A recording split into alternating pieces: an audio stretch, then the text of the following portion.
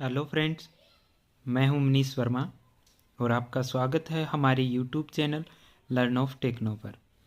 Dear friend, हमारी जो अभी क्लासें चल रही हैं वो फीटर फर्स्ट ईयर की एमसीक्यू से रिलेटेड हमारी क्लासें चल रही है, जो नीमी पैटर्न पर आधारित है।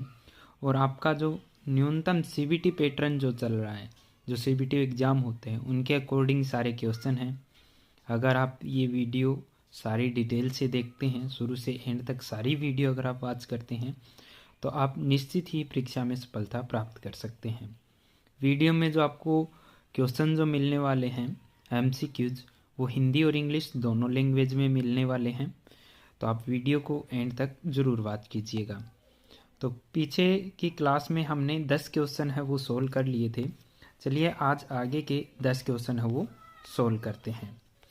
ठीक है डियर फ्रेंड, अगर आप आईटीआई के स्टूडेंट हैं या फिर अगर आप आईटीआई कर रहे हैं तो हमारे चैनल को ज़रूर सब्सक्राइब कर लीजिएगा।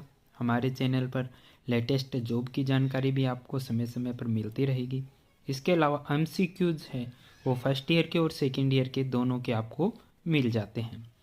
आज का जो हमारा पहला क्वेश्चन है, आग लगने के 3 कारक क्या है, यानी कि 3 अवयव कौन से हैं जिनके कारण आग लगती है। What are the 3 factors of fire, यानी कि 3 फायर के फैक्टर कौन से हैं।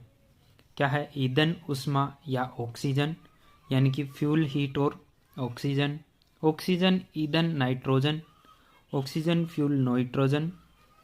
उष्मा, नाइट्रोजन, ऑक्सीजन। हीट, नाइट्रोजन और ऑक्सीजन। या फिर ईंधन, कार्बन डाइऑक्साइड, हीट, उष्मा। फ्यूल, कार्बन डाइऑक्साइड या फिर हीट। क्या राइट आंसर हो जाएगा? ए, बी, सी और डी में से क्या राइट आंसर हो जाएगा? आग लगने की 3 कारक क्या है? क्या आग है वो फ्यूल, हीट और ऑक्सीजन से लगती है? ऑक्सीजन, फ्यूल, नाइट्रोजन से लगती है। हीट, नाइट्रोजन या ऑक्सीजन से लगती है। फ्यूल, कार्बन डाइऑक्साइड और हीट से लगती है। तो आग हमारी है वो ईंधन, उष्मा और ऑक्सीजन से लगती है। ठीक है, तो क्या राइट आंसर हो जाएगा? Fuel, heat and oxygen. ईंधन, उष्मा और ऑक्सीजन इसका राइट आंसर हो जाता है। नेक्स्ट क्वेश्चन की ओर बढ़ते हैं। तो नेक्स्ट क्वेश्चन है, गोल्डन आवर्स किसे कहते हैं, यानी कि गोल्डन आवर्स है वो अवधि क्या होती है। What is the period of golden hours called, यानी कि जो गोल्डन हावर्स होती है उसकी अवधि क्या है, कितना टाइम है। घटना के बाद के पहले 30 minute, first 30 minutes after the event, पहले 30 मिनट, फर्स्ट 30 मिनट, प्रवेश के पहले 45 मिनट, यानी कि 45 मिनट बिफोर एंट्री, उपचार के बाद के पहले 60 minute, first 60 minute after treatment. A, B, C और डी में से क्या राइट आंसर इसमें हमारा हो जाता है? गोल्डन आवर्स पूछा गया है घटना के बाद के पहले 30 मिनट, यानी कि जब से घटना हुई है तब से लेकर 30 मिनट तक का समय, या फिर पहले 30 मिनट, प्रवेश के पहले, एंट्री के पहले के 45 मिनट, या फिर उपचार के बाद के 60 मिनट। गोल्डन आवर्स पूछा गया, सुनहरा घंटा जिसको बोलते हैं, तो वो कौन सा टाइम होता है? तो वो हमारा टाइम होता है घटना के बाद के पहले 30 minute, first 30 minute after the event. घटना के बाद के जो पहले 30 मिनट है वो गोल्डन आवर्स में आते हैं। इसके अलावा अगर घटना के बाद के पहले 45 मिनट भी आपको कहीं पर मिल जाता है तो वो आंसर भी आपका सही रहता है। लेकिन घटना के बाद के पहले 30 मिनट और 45 मिनट दोनों दिए हो तो आपको घटना के बाद के पहले 30 मिनट को करेक्ट आंसर देना है। ठीक है, अगर 30 मिनट ना देकर ओनली 45 मिनट आपको दिया है घटना के बाद का, तो फिर आप 45 मिनट पे जाएंगे। ठीक है, तो इसमें ए राइट आंसर हमारा हो जाएगा, घटना के बाद के पहले 30 मिनट। नेक्स्ट क्वेश्चन है 13 नंबर, कार्यस्थल पर दुर्घटना से बचने के पहला चरण क्या है। What is the first step to avoid accident at workplace. ठीक है, कार्यस्थल पर दुर्घटना से हमें बचना है तो उसके लिए हमें फर्स्ट कदम क्या उठाना, फर्स्ट स्टेप क्या लेना है। सुरक्षा उपकरण पहनना, वीयरिंग सेफ्टी इक्विपमेंट, कार्यों को अपने तरीके से करना, doing things in his own way, सुरक्षा सावधानियों का पालन करना, फॉलोइंग द सेफ्टी प्रिकॉशंस, अत्यधिक कुशल कार्य, अभ्यास के साथ कार्य करना, working with highly efficient work practice. तो इसमें से क्या राइट आंसर हो जाएगा? कार्यस्थल पर दुर्घटना से बचने का पहला कदम क्या है, हमारा फर्स्ट स्टेप क्या है, जिससे कि हम सबसे पहले जब कार्य शुरू करते हैं तो सबसे पहले हमारी माइंड में क्या चीज़ रहना चाहिए? तो इसमें क्या राइट आंसर हो जाएगा? सुरक्षा उपकरण पहनना चाहिए, कार्यों को अपने तरीके से करना चाहिए, सुरक्षा सावधानियों का पालन करना चाहिए, या फिर अत्यधिक कुशल कार्य अभ्यास के साथ करना चाहिए। क्या राइट आंसर हो जाएगा?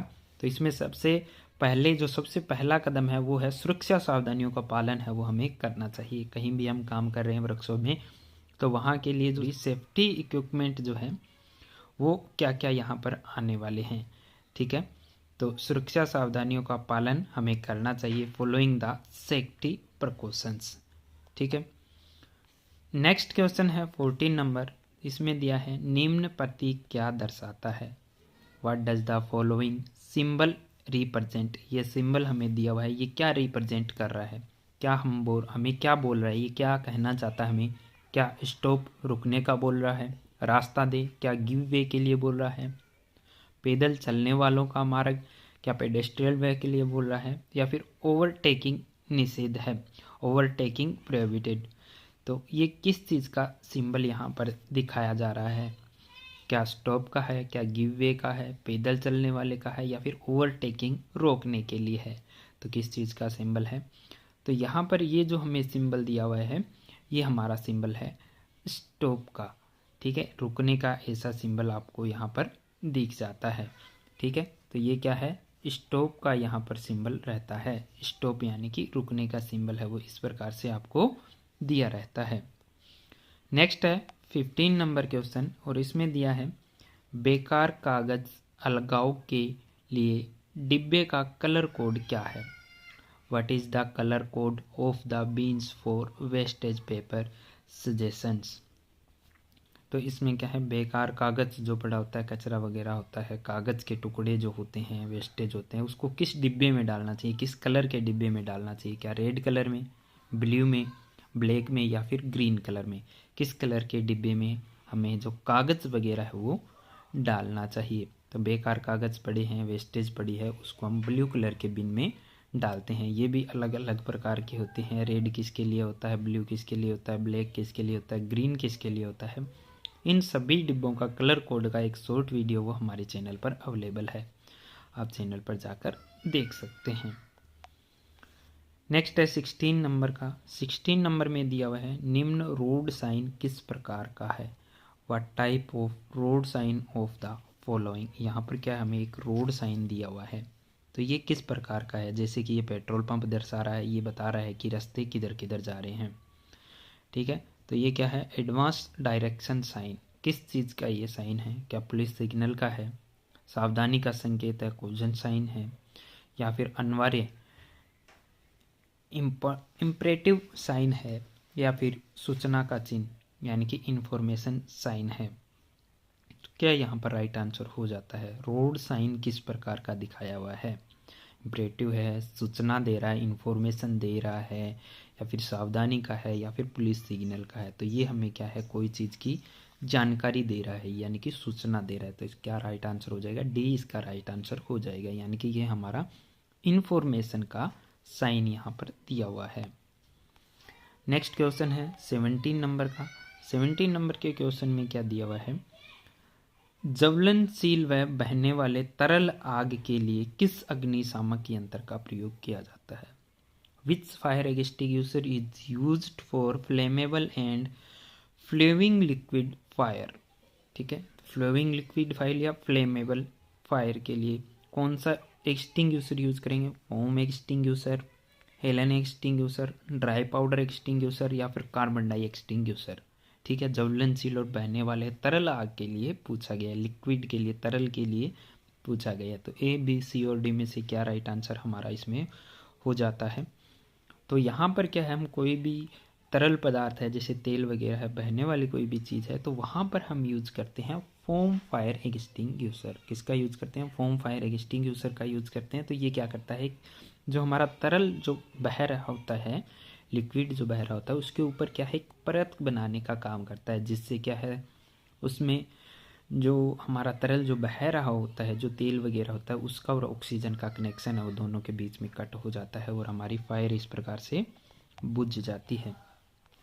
नेक्स्ट है प्राथमिक चिकित्सा के ABC में ए क्या दर्शाता है? What does a stand for in the ABC of first aid? तो ABC फर्स्ट एड में ABC एक पद्धति होती है जिसको शॉर्ट में ABC बोलते हैं। तो इसमें ए का मतलब पूछा गया क्या एयरवे है, क्या टेंशन है, क्या रेस्टिंग है या फिर एटमॉस्फेयर है। तो इसमें क्या हो जाएगा? ए से क्या है? एयरवे, टेंशन, रेस्टिंग या फिर एटमॉस्फेयर। क्या राइट आंसर हो जाएगा? ABCD में से क्या राइट आंसर हो जाएगा? ABC का ए पूछा हुआ है तो ABC का ए जो है वो होता है ए का मतलब होता है एयरवे, B ब्रीथिंग होता है और C सर्कुलेशन होता है। ABC में ए एयरवे होता है, B ब्रीथिंग होता है और C सर्कुलेशन होता है। नेक्स्ट है 19 नंबर क्वेश्चन। इसमें दिया हुआ है जैविक कंपाउंड में मटेरियल को तोड़ने की प्रक्रिया क्या है जिसे खाद के रूप में प्रयोग किया जाता है? What is the process of breaking down material into organic compound that can be used as manners?